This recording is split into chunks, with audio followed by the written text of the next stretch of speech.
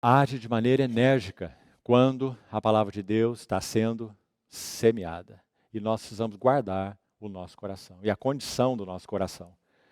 O segundo solo rochoso, ele está descrito na parábola no verso 6. Volte lá, por favor, Lucas 8:6. Outra caiu sobre a pedra e, tendo crescido, secou por falta de umidade. A interpretação, vamos ao verso 13. Aqui caiu sobre a pedra são os que, ouvindo a palavra, a recebem com alegria. Já demos uma primeira ênfase, né? Então, esse solo rochoso se refere a um coração, uma condição de coração, que recebe a palavra puramente de modo emocional. Então ele foi, digamos, tocado pela palavra. Muitas vezes usamos essa expressão, né? Não que isso seja mal em si, mas a questão é, a palavra permanecerá neste nível, ou aquele que foi tocado, que seja nas suas emoções, a palavra encontrará caminho para arraigar e ir mais fundo. E tocar então níveis mais fundos. Sabe, irmão, na nossa alma, segundo a Bíblia, nossa alma tem 3 grandes faculdades: mente, ou pensamentos; desejos, ou vontade, onde nós tomamos decisões, fazemos escolhas, né? Então, pensamentos, escolhas, vontade e sentimentos, ou emoções. Qual é, segundo o ensino da Bíblia, dessas 3 faculdades, a mais importante?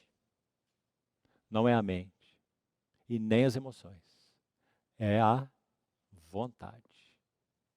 Por isso, quando o evangelho é pregado, o apelo é feito à decisão.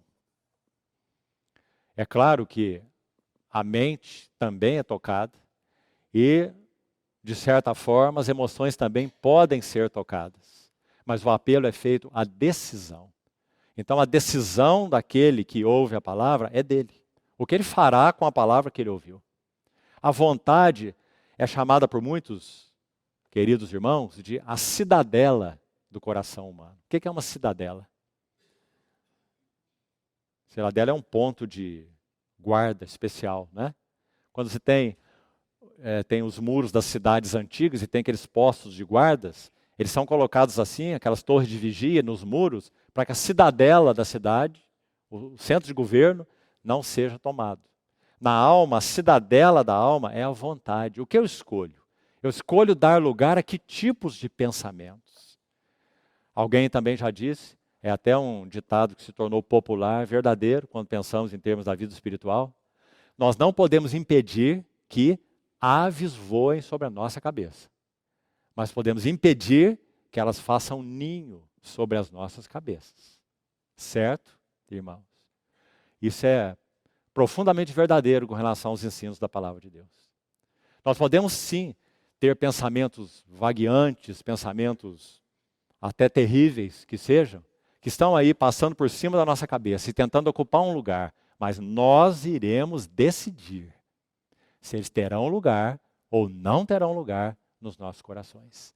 Se não fosse assim, Paulo não poderia dizer, inspirado pelo Espírito Santo, é a palavra de Deus, ele não poderia escrever assim em Filipenses 4:8.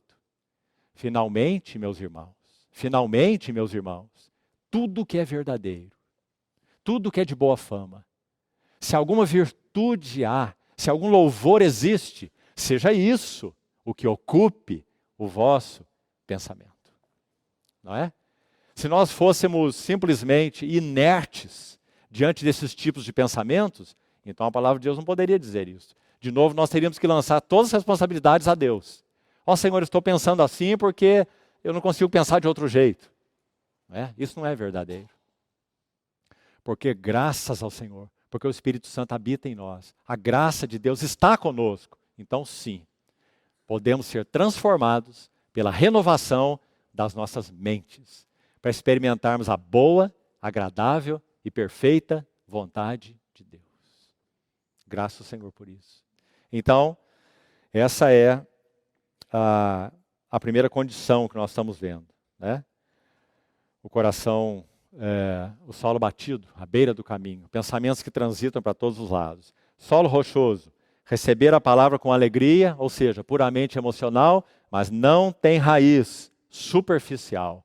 Olha a explicação então, voltando lá no verso 13. Recebem com alegria, mas não tem raiz. E o Senhor vai explicar o que isso significa então. Creem apenas por algum tempo. E na hora da aprovação, se desviam.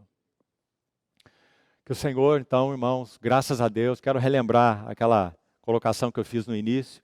Graças ao Senhor, porque não há nenhuma condição de coração que seja inalterável.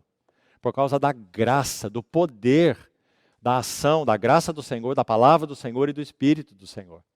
Agora, sem dúvida, há algo que compete a nós.